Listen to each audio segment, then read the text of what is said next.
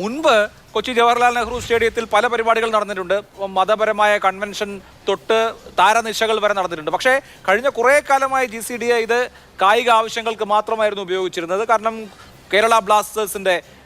കേരളത്തിൻ്റെ അഭിമാനമായ കേരള ബ്ലാസ്റ്റേഴ്സിൻ്റെ ഹോം ഗ്രൗണ്ടാണ്. അവിടുത്തെ പിച്ച് സംരക്ഷിക്കേണ്ടതുണ്ട്, ഫുട്ബോൾ പിച്ച് സംരക്ഷിക്കേണ്ടതുണ്ട് എന്ന് മാത്രമല്ല, ഇനിയിപ്പോൾ ഇന്റർനാഷണൽ മത്സരം, കേരളത്തിൽ ഇന്റർനാഷണൽ ഫുട്ബോൾ മത്സരം നടന്നാൽ അത് നടക്കേണ്ടത് ഈ ജവഹർലാൽ നെഹ്റു സ്റ്റേഡിയത്തിലാണ്. ഇപ്പോൾ അർജന്റീന വേൾഡ് കപ്പ് നേടിയിട്ടുള്ള അർജന്റീന കേരളത്തിലേക്ക് വരും എന്ന് സർക്കാർ പ്രഖ്യാപിച്ചു കഴിഞ്ഞു. അപ്പോൾ അർജന്റീനയ്ക്ക് കേരളത്തിലൊരു മത്സരം കളിക്കണമെങ്കിൽ സ്വാഭാവികമായി അത് നെഹ്റു സ്റ്റേഡിയത്തിലാണ് കളിക്കാൻ കഴിയുക. അപ്പോൾ ഒരു ഇന്റർനാഷണൽ ഫുട്ബോൾ മത്സരം നമ്മൾ വരാൻ പോകുന്ന വർഷത്തിൽ പ്രതീക്ഷിക്കുകയാണ്. അങ്ങനെ വളരെ കൃത്യമായി സംരക്ഷിക്കേണ്ട ഒരു ഗ്രൗണ്ടിൽ, ഒരു സ്റ്റേഡിയത്തിൽ ഇമാതിരി പരിപാടി, അതും നിർമ്മാണ പ്രവർത്തനങ്ങളടക്കം അനുവദിക്കപ്പെട്ടു എന്നുള്ളത് കൗതുകകരമാണ്. ഈ കായികേതര ആവശ്യങ്ങൾക്ക് ജവഹർലാൽ നെഹ്റു സ്റ്റേഡിയം കൊടുക്കില്ല എന്ന തീരുമാനം എപ്പോഴാണ് GCDA മാറ്റിയത്? അതിന്റെ കാരണം എന്താണ്? ഈ പരിപാടിയുടെ സംഘാടകർ വന്ന് ചോദിച്ച ഉടനെ 29-ാം തീയതി നിങ്ങൾ എന്താണെന്ന് വെച്ചാൽ ചെയ്തോളൂ എന്ന് പറഞ്ഞ് സ്റ്റേഡിയം കൊടുത്തത് എന്തിനാണ്?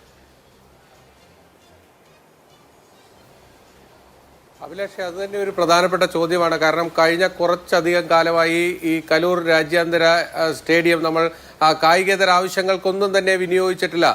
എൻ്റെ ഒരു ഓർമ്മയിലാണ് എങ്കിൽ അവിടെ ഒരു സ്റ്റാർ നൈറ്റ് നടന്നിട്ടുണ്ട്. അതായത് അമ്മയുമായി ചേർന്നിട്ടുള്ള വലിയൊരു താരനിശ നടന്നിട്ടുണ്ട്, ഒരു വിവാഹം നടന്നിട്ടുണ്ട്.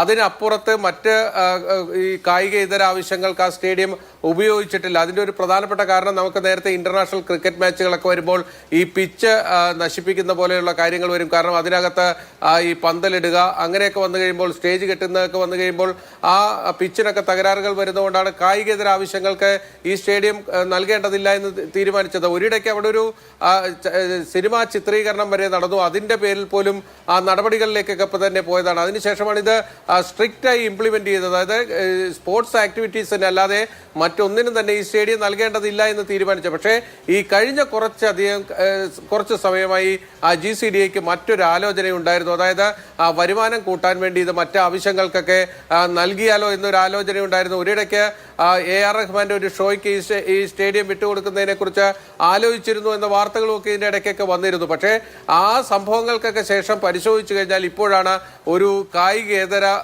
പ്രവർത്തനങ്ങൾക്ക് ഈ സ്റ്റേഡിയം തന്നെ വിട്ടു നൽകിയിരിക്കുന്നത്. ആ സ്റ്റേഡിയം വിട്ടു നൽകിയപ്പോൾ നമ്മളൊരു കാര്യം ആ ദൃശ്യങ്ങളിൽ നിന്ന് തന്നെ അറിയാം. ISL മത്സരങ്ങളൊക്കെ നടക്കുന്ന ഒരു സമയമാണ്. ആ ഫുട്ബോൾ മത്സരം നടക്കുന്ന കൃത്യമായിട്ടുള്ള ആ ടർഫുണ്ട്, അതായത് ആ മാർക്കിംഗ് ഉണ്ട്. ആ മാർക്കിങ്ങിന് അകത്തേക്ക് അധികം നർത്തകിമാരൊന്നും കയറിയിട്ടില്ല എങ്കിൽ പോലും അതിന് ചുറ്റുമുള്ള ഭാഗത്തെല്ലാം തന്നെ ഈ 10-12,000-ഓളം പേർ കൂടി നിൽക്കുന്നതാണ് കണ്ടത്. ശരിയായ രീതിയിൽ ഒരു ടർഫ് പരിപാലിക്കുമ്പോൾ അത്തരത്തിലുള്ള ആൾപ്പെരുമാറ്റങ്ങളൊന്നും നല്ലതല്ല എന്നതാണ് ഏറ്റവും പ്രധാനപ്പെട്ട കാര്യം. നമുക്കിപ്പോൾ അഭിലാഷ് സൂചിപ്പിച്ചതുപോലെ മെസ്സിയും സംഘവും ഒക്കെ തന്നെ ഇങ്ങോട്ട് കൊണ്ടുവരാൻ നമ്മൾ ഇരിക്കുകയാണ്. കേരളത്തിൽ കൊണ്ടുവന്നാൽ അവരെ കളിപ്പിക്കാൻ പറ്റുന്ന ഒരു സ്റ്റേഡിയം ഇപ്പോൾ നമുക്ക് പറയാൻ കഴിയുന്നത് കലൂർ ഇന്റർനാഷണൽ സ്റ്റേഡിയം മാത്രമാണ്. കാരണം ഫിഫ സ്റ്റാൻഡേർഡിൽ ഫിഫ Under-16 വേൾഡ് കപ്പ് അടക്കം നമ്മൾ നടത്തിയിട്ടുള്ള സ്ഥലമാണ്. അവിടെയാണ് നമ്മൾ ഇത്തരത്തിൽ ഈ കായികേതര പ്രവർത്തനങ്ങൾക്ക് ഈ സ്റ്റേഡിയം വിട്ടു നൽകി ഈ രീതിയിലേക്ക് കൊണ്ടുവരുന്നത്. പക്ഷേ വരുമാനം കൂട്ടാൻ വേണ്ടി പല മാർഗങ്ങളും ഒക്കെ സ്വീകരിക്കുമ്പോൾ ഇത്തരത്തിലായി പോകുന്നു എന്നതാണ് ഇതിൻ്റെ മറ്റൊരു കാര്യം. അതോടൊപ്പം തന്നെ മറ്റൊരു കാര്യം കൂടി ചൂണ്ടിക്കാണിച്ചു കഴിഞ്ഞാൽ, ഈ സംഭവങ്ങൾക്കിടയിൽ നമ്മൾ ഈ GCDAയുടെ ഒരു ഓഡിറ്റ് റിപ്പോർട്ട് എടുത്ത് പരിശോധിക്കുമ്പോൾ ഈ കലൂർ ഇന്റർനാഷണൽ സ്റ്റേഡിയത്തിന്റെ മേൽക്കൂര അത് ജീർണാവസ്ഥയിലാണ് എന്നത് ഒരു ഓഡിറ്റ് റിപ്പോർട്ടിലൂടെ കണ്ടെത്തിയിട്ടുണ്ട്. ആ ഓഡിറ്റ് റിപ്പോർട്ടിൽ അത് ജീർണാവസ്ഥയിലാണെന്ന് കണ്ടെത്തുമ്പോൾ ഈ നമ്മുടെ GCDAയിലെ ഒരു 10-15ഓളം എഞ്ചിനീയർമാർ ഉൾപ്പെടുന്ന ആ എഞ്ചിനീയറിംഗ് വിഭാഗമല്ല അത് കണ്ടെത്തിയത്. ആ സ്റ്റേഡിയത്തിന് മുകളിൽ സോളാർ പാനൽ സ്ഥാപിക്കാൻ വേണ്ടി മറ്റൊരു ഏജൻസിയെ കൊണ്ട് പഠനം നടത്തിച്ചപ്പോൾ അവരാണ് ഇതിന്റെ മേൽക്കൂര ജീർണിച്ചിരിക്കുകയാണെന്ന് കണ്ടെത്തിയത്. ആ ഓഡിറ്റ് റിപ്പോർട്ട് 2022 ഓഡിറ്റ് റിപ്പോർട്ടാണ്. അത് ഈ സമീപകാലത്താണ് പബ്ലിഷ് ചെയ്യുകയും ചെയ്തിരിക്കുന്നത്. അത്രയും കാര്യക്ഷമമാണ് നമ്മുടെ GCDAയുടെ എഞ്ചിനീയറിംഗ് വിഭാഗം എന്ന് കൂടി നമുക്ക് പറയേണ്ടി വരും. ആ ഓഡിറ്റ് റിപ്പോർട്ടിൽ ഈ എഞ്ചിനീയറിംഗ് വിഭാഗത്തെ രൂക്ഷമായി തന്നെ വിമർശിക്കുന്നുണ്ട്. ഈ സ്റ്റേഡിയത്തിൽ തീർച്ചയായും ഞാൻ ആ വിഷയത്തിലേക്ക് വരാം.